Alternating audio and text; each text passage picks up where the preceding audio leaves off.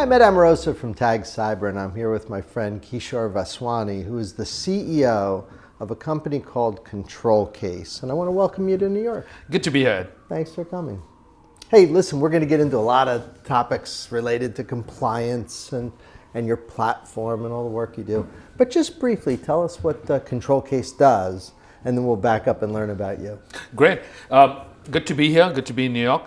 ControlCase focuses on IT certifications and IT compliance. That's all we do. So the impetus of the company was back in 2004 was to make IT compliance and certifications easy for our customers. And that's continued to be the goal of the company as we go. And that's become a bigger issue. Back in 2004 when it was Sarbanes-Oxley, it was growing, but now it's a massive issue, massive industry, and a big concern. You picked the right thing. Yeah, no, we are lucky to be in a space where we have good customers, good people to work with in the ecosystem, and it's a lot of fun. What got you personally into this area? So I used to work with Ernst & Young, the big accounting company, and I loved working there. But I saw the opportunity back in 2004 when Sarbanes-Oxley was put in place that IT compliance could not, in the long run, be done manually. And also, it was very evident that there would be multiple IT regulations that would come in the future. And sitting 15 years later, there's about a dozen we do, ranging from PCI DSS to high trust to ISO 27001, and really we are able to do a single assessment and certify companies to multiple standards. Well, the theme in these frameworks is kind of security, because Sarbanes was somewhat broader maybe than just pure security, but has that been the thread through all of this? Cybersecurity and I guess privacy to some degree. Yeah, that's because Sarbanes was a little different. Right? Yeah, that's a good question. Our theme certainly is what we call IT security audits. Yeah. Now, security sometimes starts. There are other elements to it. Yeah. Sometimes HR becomes a part of security, and all these frameworks have that. Sometimes physical security becomes a part of it. But you're right, Sarbanes-Oxley was really financial statement related. But it was related to ensuring that the IT systems that produce the financial statements are secure. Had integrity. Yeah. Well, so now if you just take, even 15 years later, your PCI DSS, which has the same intention for credit card data. You have HIPAA that has the same intention for healthcare data. And you have NIST 853 and other governmental standards that have the exact same intention for federal data. So it's this, but security is, IT security certifications is kind of what we do. I think it's interesting you said privacy, because that's, I think that's also the future. Yeah. Now, there's people watching who have a security expert that does this manually with a spreadsheet. Tell them why that's not such a great idea. Why is manual such a problem here? Yeah, absolutely. I think the first and foremost, the problem with manual is it's hard to be accurate when you're doing things manually. We all have the best of intentions. Right. In the IT world, the implications in an audit of missing a vulnerability could mean the difference between a good posture versus bad and a good certification versus not. So automation is extremely important for accuracy because there's so much data that it's humanly impossible to do it manually and do a good job at it. And then number two is efficiency. Being able to do a single assessment and certify and attest to multiple standards saves time and money for everybody, helps us focus on the number one thing, which is making sure we're doing accurate assessments. And we are in the business. Why are we in business? We are in the business of giving peace of mind to a customer. That's our business, right? All these certifications and regulations are there, but we are giving them peace of mind that they're going to be certified in time, that their business partners can expect that level of integrity from them, and that a knowledgeable third party using automated and manual methods has tested their system so they feel better about their security. And many times we find things, we tell them to fix it, and then we reassess them. So we are really we are really their partners more than an auditor. In the old days, you did an annual audit, and That's then right. you disappeared for a year, and you came back. People don't do that anymore now. Is it continuous?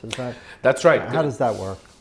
Yeah, so continuous compliance is where the world we see is heading to, and some of our Fortune customers that we work with, as well as a lot of customers in the mid-size segment that we work with, have now moved to a quarterly continuous compliance, and for the same reasons. One, Probably just cheaper to do it. it's less expensive. There's lesser chances of missing something, and then you're not going to reach the end of an audit cycle and suddenly figure out that something was wrong 6 months back, because we're doing a continuous audit, and it also makes it a business as usual activity rather than an event at the end of the year. When we first met, you showed me the platform, and I remember saying, I feel like I understand this. It's so simple. And I remember extrapolating that to, you're probably going to get a lot of small, mid-sized customers, but you have big customers. Are they attracted to that simplicity? I would think they would be. They are, yeah, they are. They are attracted to the simplicity, and that a lot of the big customers, we have Fortune 10 customers, a few of them, and they use the same platform as our mid-sized company, exactly the same way, because we have really boiled it down to 2 or 3 kind of key concepts. Number one, what is an assessment of compliance? It's a bunch of questions that an assessor or an auditor asks a person. Right. Well, we have put that in an online portal.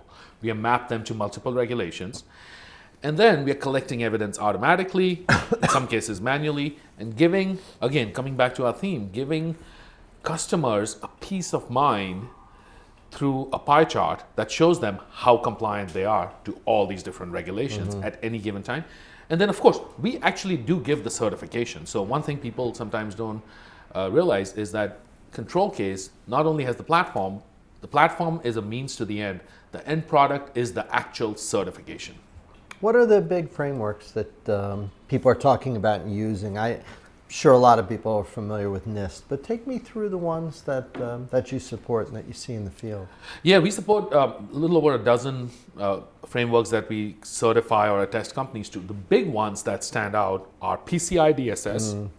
And that's been an important part of your business for a while. It has. Yeah, while we got in the business in 2004 in Sarbanes-Oxley, we were actually never successful in it. Yeah. But we got our first success and became a leading assessor for PCI DSS. So you made money at PCI. We made right? money in That makes PCI, sense.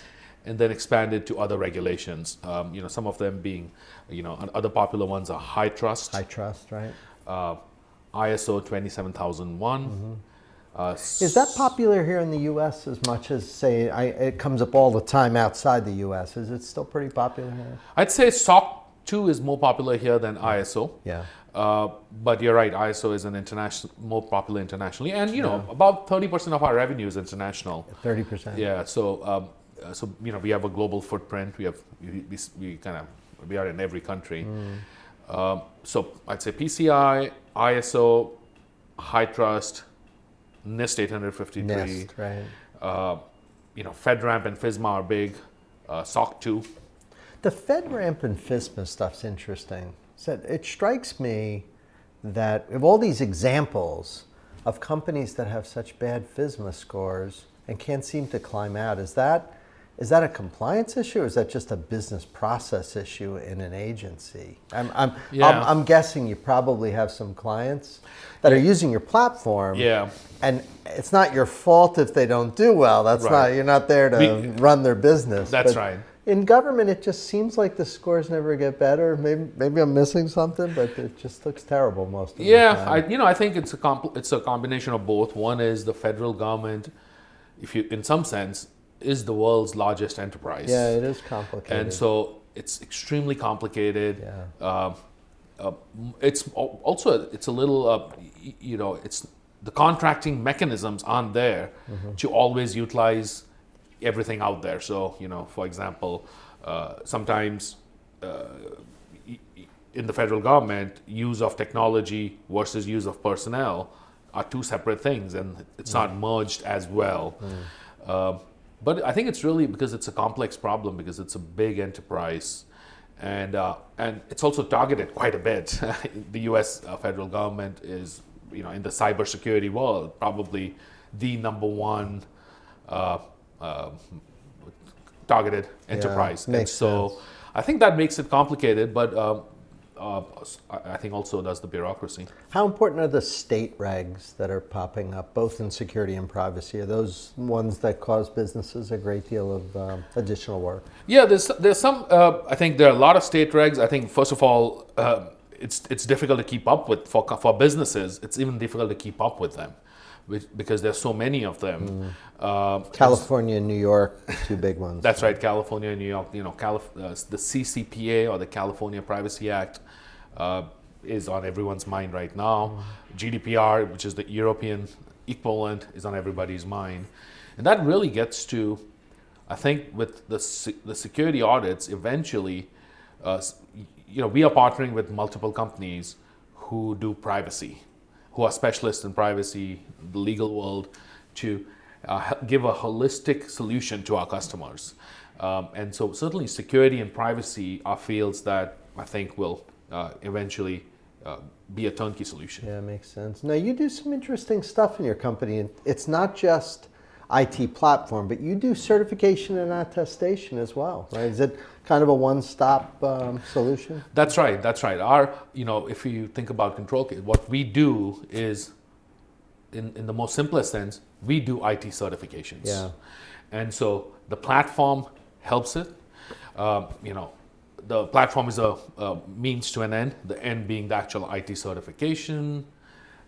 We certainly are able to automate a lot of it, Yeah. and are able to give customers, really, people can hire different auditors can have different technologies, but why people come to ControlCase is our partnership approach. We are not the checklist auditor. We partner with the companies and help them get more secure and get a certification in the process, but really be good partners in the process, and not that checklist auditor that gives them audit results and walks away. I've heard it said that complexity is the greatest kind of challenge to compliance. Is that right? Like when you're dealing with a client and it's just a really complicated business and everything's all over the map, is that usually the worst thing from a compliance perspective? That's right. Complexity is there. If Do you find yourself telling clients, "Hey, you've got to simplify this"? Does that Absolutely. come up a lot? It does sometimes. And simplifying compliance could also mean, and that's where the partner approach comes in. Sometimes it's for a customer, when they simplify compliance, they have automatically simplified their operations in the process, because they're looking at it. If you're looking at a simple world that is being assessed, sometimes even it has operational benefits. How important is the as-a-service component to what you do? Because you guys are not just this punk you drop on-prem somewhere and run. No. You have a very light virtual infrastructure. Tell us about how that works. Yeah, so we are a compliance as a service provider. So back in the day, a couple of decades back, an assessment or an audit included, 4 people in a suit like this showing up in a conference room and spending 3, 4, 5 months there collecting data, doing interviews, and so forth. We've really transformed that model to an online SaaS platform where the questions, the data room, the documentation, the automation, the collection of evidence, all happens as a service. And then, of course, because we do certify companies to multiple standards, different regulations have different requirements. So we do go on site, but this would be, you're looking at days, not days and a person, not 4 people and 4 months. Any big differences between countries? I know you and I are obviously pretty familiar with how it works here in the US, but as you travel and deal in other countries, what are some themes that come up? I think, for example, we would probably joke that well, when you travel to the UK, there's there's greater attention to privacy. It's hard to generalize, but that's sort of right. But as you go around, I'll bet you see some things that are different in some countries. What are some interesting themes that you see? Yeah, I think as we look at our customer base, if you look at, I'll break kind of 3 regions: North America, Europe, and then Asia Pacific. I'd say North America, while all regions it's in its infancy stage. I'd say North America is more mature from a security awareness, cybersecurity awareness, and probably the Asia Pacific and Africa regions are the least, I guess, excited or about cybersecurity or aware. Is it that the business processes are still immature and not automated? Is that the problem? Because they know that security is an issue. That's right. Everybody gets that. That's right. But it's the immaturity? I think that's the complexity, lack of budgets. There's only so many people who know security, first of all. A lot of them are in America. That's why you and I are so busy, right? That's right. There's not a lot to do. And I think if you go internationally, there's just lack of staff. There's lack of people who have the knowledge to be able to do anything about it. What should they do? I know I do Coursera. I teach Coursera and so on. Is it possible to educate a workforce virtually, or do they just need? I think it has to. I mean, we'll have to get there because, and even within the U.S., I think there's a shortage in cyber. There's a severe shortage in cybersecurity staff. Internationally, it's more, and so I think programs that are able to modularize cybersecurity and make it more operational, beyond the theory into the actual practice, I think would help. How do you run a security operations center? How do you do review of logs? What to look. How do you do a penetration test? I think these are, modules that could be built, which people can then action on and maybe take action.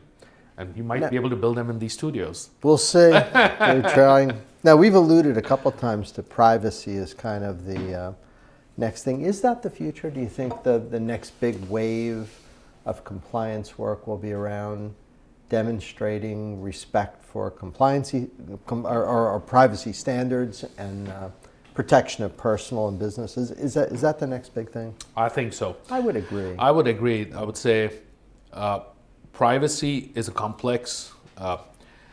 It's a complex phenomenon because it cross-state, cross-country, cross-border.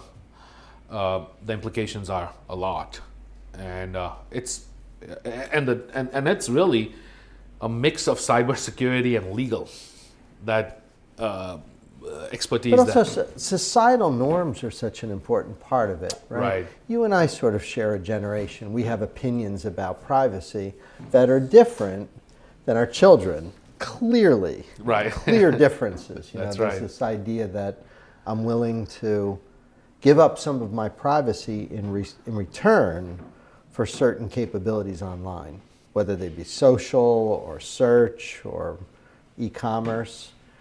I would think it's going to be very difficult to write frameworks that make sense at a personal level because we all have different opinions.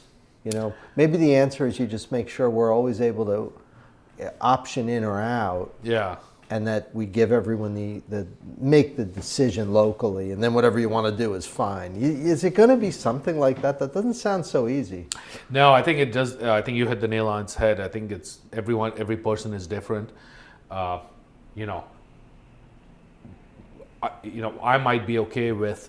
I might actually prefer maybe giving more data so that I get targeted more specifically and on save Amazon time or something, on Amazon right. and just get what it saves me time versus someone else who might say I'm okay with I don't want anyone to have that data, but but then you don't get the benefit of I guess AI out there using your private data to make decisions. But it's a complex. I think we haven't even scratched the surface yet. Is GDPR the first hint at some of this? Yeah, GDPR, CCPA, the California Privacy Act is, I think, a close second or coming equally strong. And you support those in your platform. We do support GDPR and CCPA. And what we do is, because these overlay between security and privacy, we work with our partners who are experts in privacy and get them into our fold when we deliver GDPR and CCPA to our customers. That sounds great. Well, it looks like you're having fun with the company. It is. You guys are growing and doing well. It's wonderful to see. Yeah, it is. It's a good field, and we work with a great set of people. Again, a great set of customers. It's a lot of fun. And if people are interested, your website the best place to be in touch with you? Absolutely, www.controlcase.com. Yeah. You can see which regulations we support, our services. We do webinars all the time, and all the content is there. And you can save people a lot of time, effort, and money, right? Yeah, that's it. Time, effort, money, and give people a peace of mind when it comes to IT certifications. That sounds like what you need to put on the T-shirt. We give you peace of mind, right? We give you peace of mind. Very good. I think I noted down the word you used yesterday. You said in the cybersecurity world, what was it? It's not perfect. It's getting there. And so, we try to give to our customers a peace of mind. Well, that's what we sell. I'm glad you're doing it. We need the help. Thanks for coming by. Thank you so much. I appreciate it. Nice to see you. You too. And we'll see you next time. Thank you.